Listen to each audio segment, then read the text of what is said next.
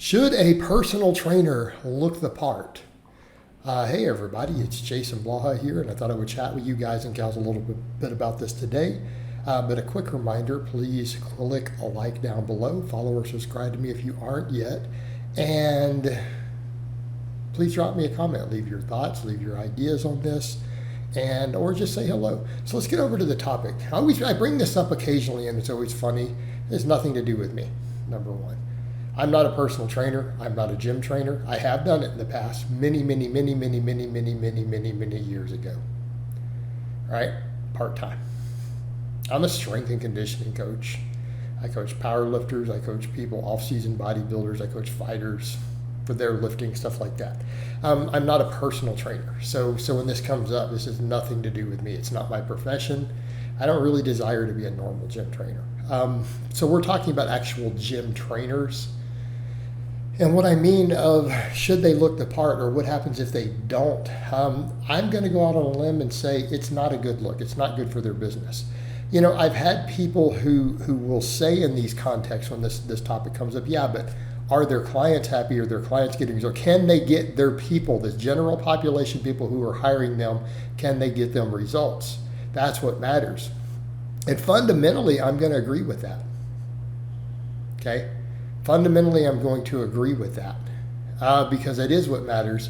But where people go really extreme, they always try to compare different professions to it. They'll be like, well, Boris Shako is fat and out of shape old man, yet he's the greatest.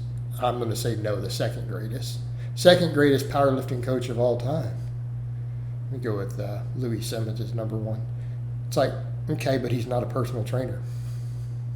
If Boris Shako walked into your local 24-hour fitness or LA Fitness and nobody knew who he was, coming in there speaking Russian, offering personal training services, I can tell you right now he wouldn't get hired. No, like people wouldn't hire him. Let's be realistic, because you're talking about personal training the general population. Now, people who know who Boris Shako is would obviously hire him if they're stuck at a 600-pound squat and they're like, I need to get my squat higher. I can only squat 600 pounds in competition. Boris, I need to get to 7. Yeah, they're going to hire him. But it has nothing to do with being a personal trainer. That's a specialized type of coaching, nothing to do with general population fitness. Same thing, you'd be like, well, you know, a football coach doesn't have to have won the Super Bowl. No, but he better have played football.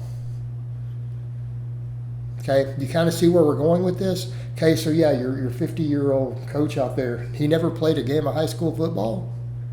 You telling me he's never been out on a playing field? I don't know that he should be trying to coach the NFL then. He didn't even play high school football? He's never been on the field, never played the game? Is that what you're telling me? Okay, but again, you're talking about coaching a sport at the ultra elite level to where less than 1% of the population has the genes to even be there. That's not comparable. Let's come over and talk about a gym trainer.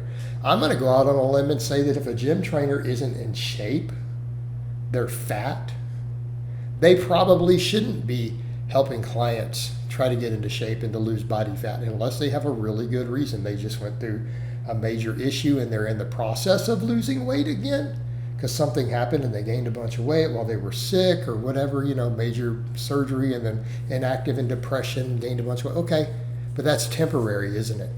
And they probably already have clients and people who remember them in a base. But if they're just fat all the time, I'm going to say no, they probably shouldn't be a personal trainer. They have no professionalism, no accountability. How are they going to handle this for the other general population? I'm going to say no. The same thing. Plenty of trainers don't look like they lift weights at all. I'm not saying they have to be my size, guys. I'm 220 pounds. You guys just watched me close grip 325 with a 2-second pause and do a 500-pound squat without sleeves as a 48-year-old man, by the way, right? Repping out weighted pull-ups. I'm 48, okay? They don't have to be my size. That's not what I'm saying. And I'm obviously not the biggest guy in the world. I personally have numerous friends who are bigger than me, personal friends of mine. So that being said, they better have some muscle. Like, why are we lifting weights?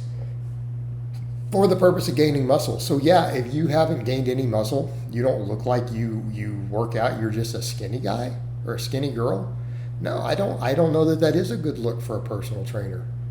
And here's the thing, a lot of them don't lift and don't know how to lift. I mean, I have observed this many times as a serious strength coach who teaches the barbell lifts at an elite level.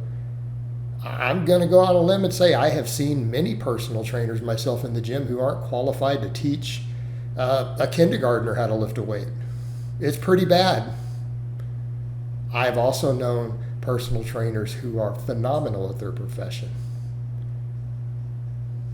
but they also look like they lift because they do lift. Okay, and that's kind of the point. I will be the first to say, if you don't know you don't know how to stack your wrists on a barbell bench of any type, it doesn't have to be the flat bench. You don't know how to stack your wrists when you grab a barbell. I don't think you should be teaching anybody in the weight room, in my opinion. You need to get out of there until you learn the basics. Okay? You can't take a barbell on a back squat, a front squat, even a dumbbell, and do a below parallel squat without your heels coming up off the floor. Yeah, you probably have no business teaching anybody how to work out, especially charging money for them. But, I digress back over to that point. They don't have any muscle. I mean, are they a personal trainer or not? And that's kind of the point. Let's talk about credibility, accountability, lifestyle. If you don't work out and take it seriously yourself, you hop around and do some one-legged stuff with a cable or a Bosu ball. Yeah, you're not serious at all. You're goofing off. So you don't take it seriously, then this is not your passion. Okay? It's not your passion. You don't live the lifestyle. You don't even train at any sort of remotely serious proficient level yourself, then yeah, I'm going to say that no, you probably shouldn't be doing it for a living because it's not your passion. And that would be the weird question that I have for people who are like, I'm going to be a trainer and get people strong and shit, but they don't know how to do it themselves. Like, you don't know how to do it yourself. You're like, well, I choose to do this other thing instead of actual effective methods. Yeah, that's doesn't mean that's what you need to teach your clients. If you make that personal choice, you need to have your clients do what's effective, not what you personally choose to do. And I think that's something that has to be looked at with that. So that would be the difference. Okay, I don't practice what I preach. Okay, that's fine. But if you don't practice what you preach, then what you preach better be what works, not what you practice. Just throwing it out there. My thoughts on it.